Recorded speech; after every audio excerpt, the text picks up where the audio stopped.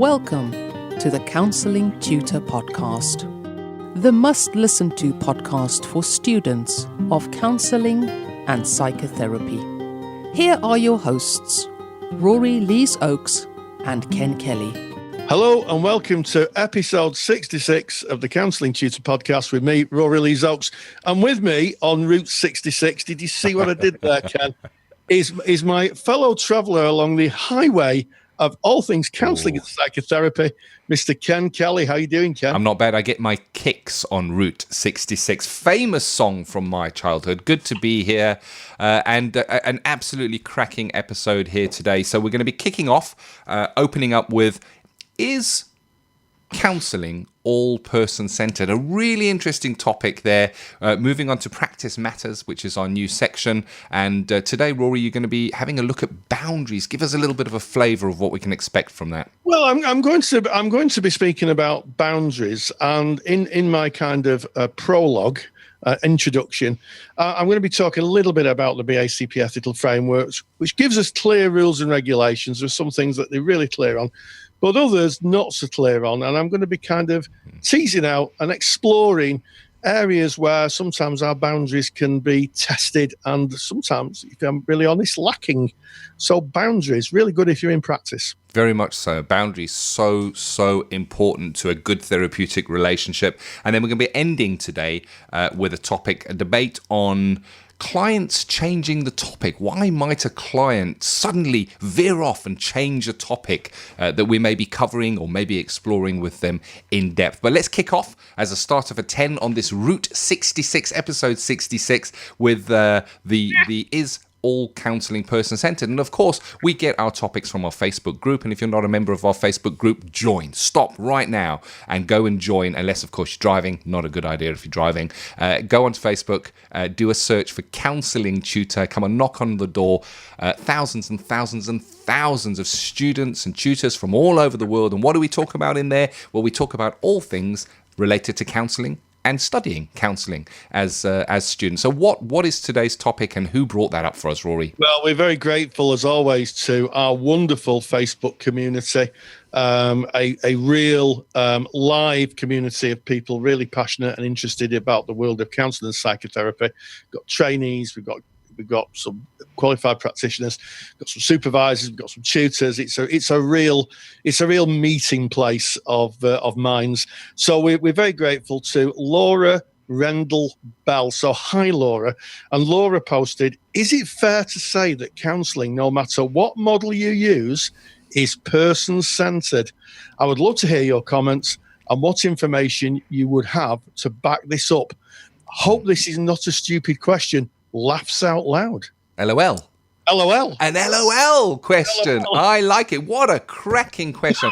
And I want to start this off just by saying we've never, not once have we ever had a stupid question in the counselling, in our Facebook group. And this is not an exception. It's not a stupid question. I think it's a very informed and a really good question. What's your thoughts on it, Rory? Well, my thoughts are, it's a question, you're not the only person, Laura, who asked this. Mm-hmm. And it's super, super, super confusing for students of counselling and psychotherapy. You learn person-centred therapy, and you're told quite correctly that the relationship is the whole of it.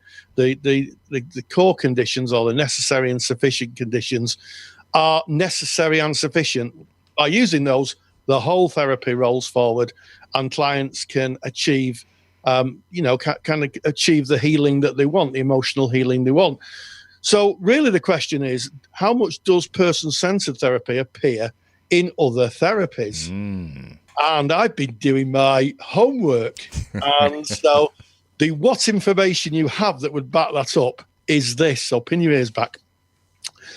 Basically, this debate has been rolling on for years and years and years. And I'm going to talk about Saul Rosenzweig, who was a psychologist who came up with the dodo bird verdict in 1936.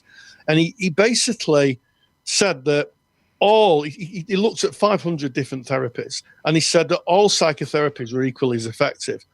And what really counted was the quality of the relationship.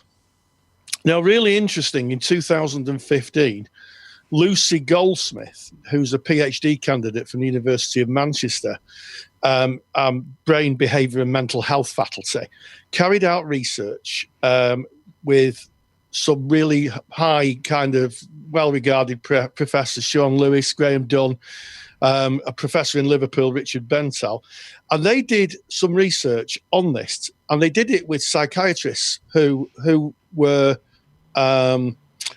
working with people with, things like schizophrenia, bipolar. And what they went for was, do successful treatments make patients feel well disposed to their therapist, or is the relationship actually at the heart of where the therapist succeeds? And they looked at 308 people, and they actually found that was the case. The better the relationship, the better the outcomes of therapy.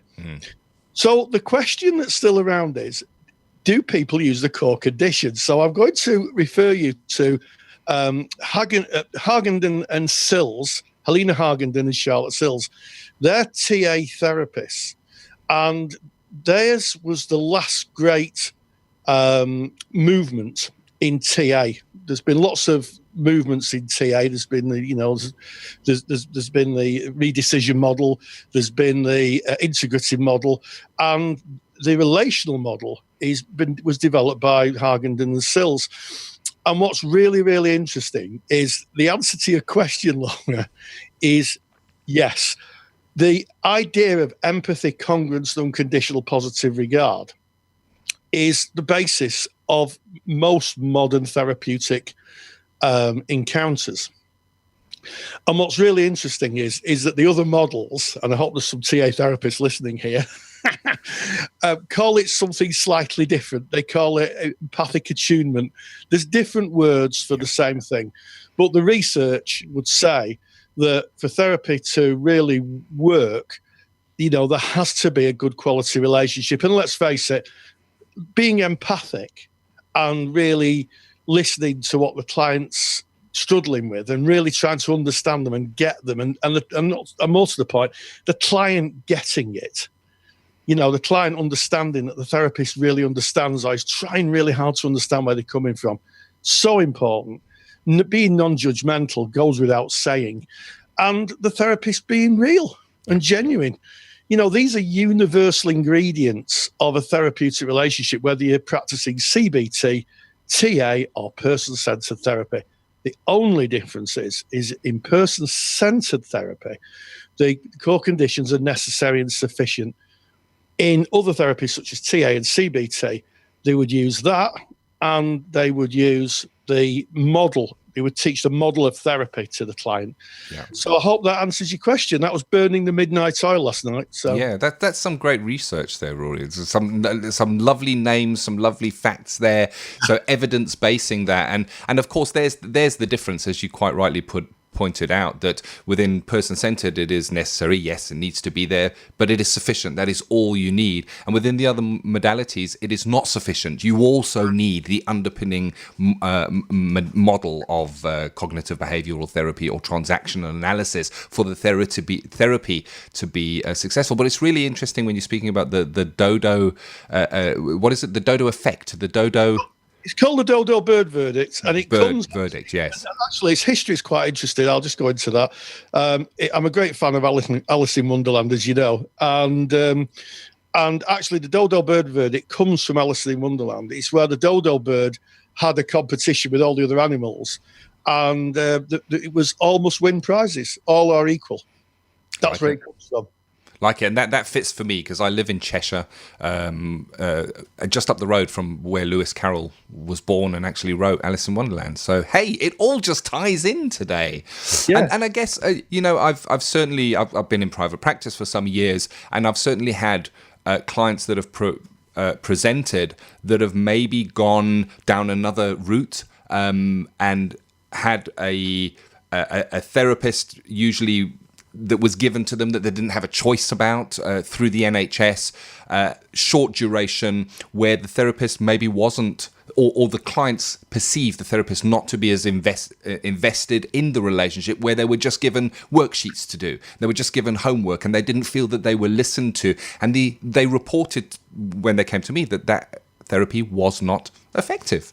So the model was there, the CBT model and the worksheets was there, but what was missing? It was that relational interaction, somebody being there, somebody hearing you, somebody caring what it is that you're bringing, which I guess is what we're talking about in those core conditions, that empathic attunement, as TA may say, and that understanding, sharing it. Absolutely. And funnily enough, I'm off to my practice in a few minutes. And one of the people I share my practice rooms with is a CBT therapist. The more empathic person you never hope to meet. He's a lovely man. Yeah, there you go. A great question. And I think very well answered today, Rory. So thank you very much for that. So moving away from our all kinds of therapy based in person-centred, or at least carry those core conditions across, to looking at boundaries. And boundaries don't feel as person-centred. When I think boundary, I think a wall or a fence or something that stops me or something that kind of ring fences something off. What can we expect from today? Well, I'm just going to, I've done a lecture in the Counselling Study Resource, our academic library, on boundaries. But this is just a little bit of a reminder, I think, about the types of pitfalls we can fall into and not realise boundaries. People, in my experience, people cross boundaries because they're just not aware that there's a boundary there. It's like, it's like my father told a great story when he was in the army of accidentally walking into a minefield. It took him about 20 minutes to get to the middle of the field, and it took him 5 hours to get out. I can well because believe. Someone stood shouting, going, "You're in a minefield!" and I think that's a really good analogy. And the reason he wandered into the minefield is there was no sign saying this is a minefield. Yeah. He just wandered into a field for a bit of a walk, and he could have died. And the same thing happens if you don't understand, if you're not aware of what can happen by taking a certain action, then you can get yourself into a little bit of trouble, and of course not help the client. So I'm going to be talking about boundaries and just flagging up some of the more common areas where maybe students may stray a bit.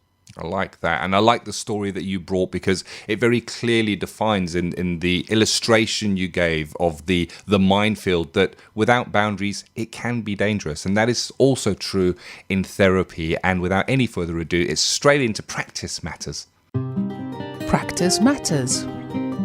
In July of 2016, the BACP revised its ethical framework for counselling psychotherapy. And the ethical framework makes reference to core principles. They say it's the principles that direct attention to the important ethical responsibilities. And the core principles are being trustworthy, honouring the trust placed in the practitioner, autonomy, respect for the client's right to be self-governing, beneficence, a commitment to promoting the client's well-being, non-maleficence, a commitment to avoiding harm to the client, justice, which is the fair and impartial treatment of all clients and the provision of adequate services, and self-respect, fostering the practitioner's self-knowledge, integrity and care for self. And it's that part that I'm going to kind of focus on when I'm talking about boundaries. Now, the BACP ethical framework on page 6 does give us some clues about what boundaries we shouldn't cross. Talks about we will not have sexual relationships with or behave sexually towards our clients, supervisees or trainees. We'll avoid having sexual relationships with people who are close to the client in order to avoid undermining our client's trust in us. So the framework is really useful when it comes to talking about the things we should avoid. Also dual relationships, so maybe not counselling your next door neighbour or someone who's at your workplace. You may be a placement counsellor and then you referred someone who's working in the same office as you. That does happen. I know that when I worked as a placement counsellor many years ago, there were quite a few people on the waiting list who I knew personally. And, I would write a little note saying, do not refer to Rory, because I would have known them. It would have been a dual relationship. But what kind of boundary issues do we see on a regular basis? And how do we use our own moral compass and insights gained from supervision to walk an ethical path? So in terms of the common issues of boundaries, rescuing is a classic one. Examples can be a therapist telling a client everything will be all right, trying to make things okay, showing sympathy and not empathy.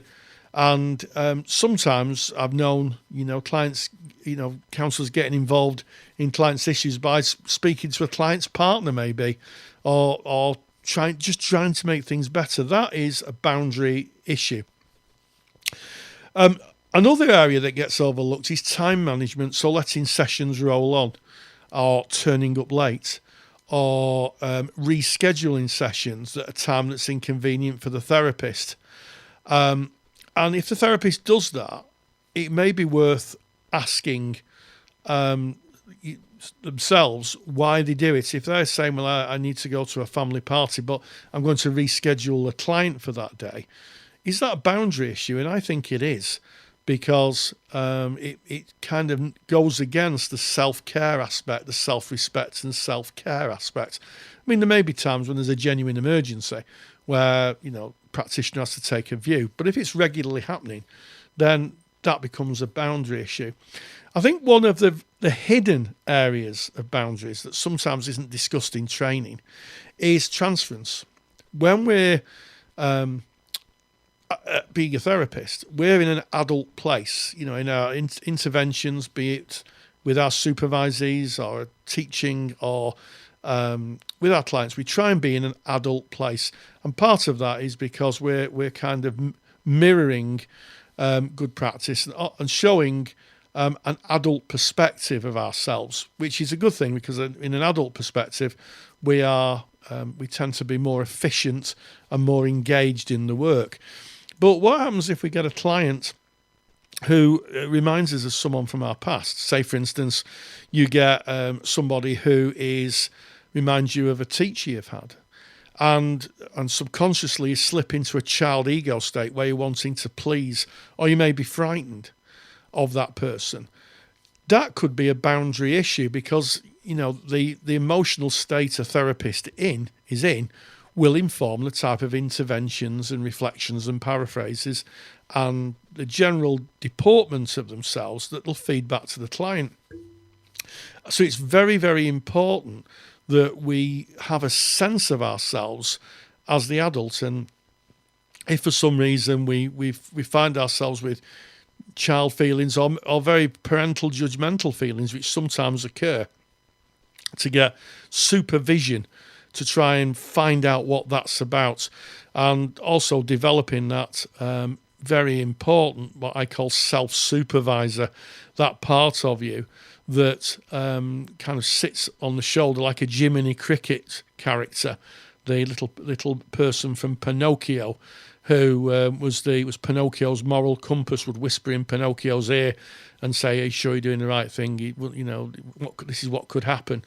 So, generally speaking, boundaries are something that are constantly worked at, constantly looked at, and don't underestimate transference as a way of boundaries potentially being breached. Thank you as always, Rory. There you go. Boundaries, so important. Setting that stall out so that both counsellor and client have a good understanding of what is on offer and what is not on offer, and where those boundaries sit. And of course, if you want Rory's super duper handout, they are super duper. They're really great, aren't they, Rory? When you're doing your assignment, to have those kind of one side. Well, you can get that by simply going over to our mother website, which is counsellingtutor.com.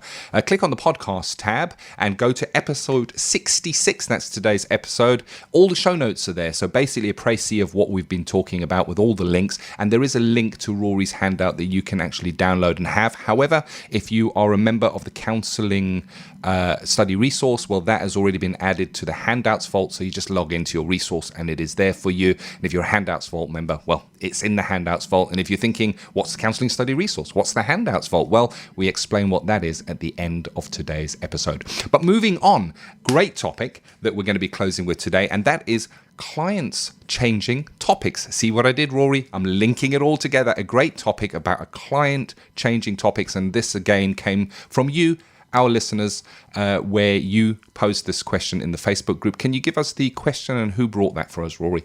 Yes, well, again, eternally grateful to Fatima Zareen.